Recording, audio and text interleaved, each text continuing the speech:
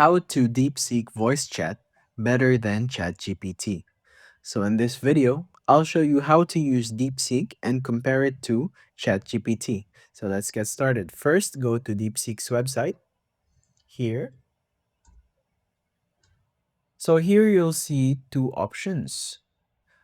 Use it directly online or download the app by scanning the QR code here for your mobile and tablet. So let's try to test DeepSeek. Click Start Now. Okay, so it requires you log in with Google or your email address. So we should log in.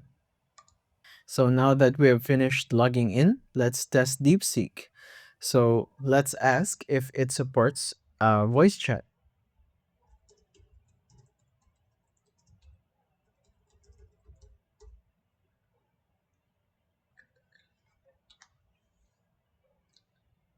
It says that it is DeepSeek V3, but for now, I guess it only supports text-based interaction. So there are no voice chats yet. Here's the key difference between ChatGPT and DeepSeek.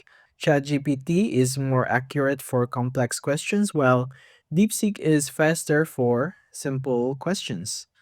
That's it. To reiterate, ChatGPT is better for advanced tasks, but DeepSeek works great for quick answers.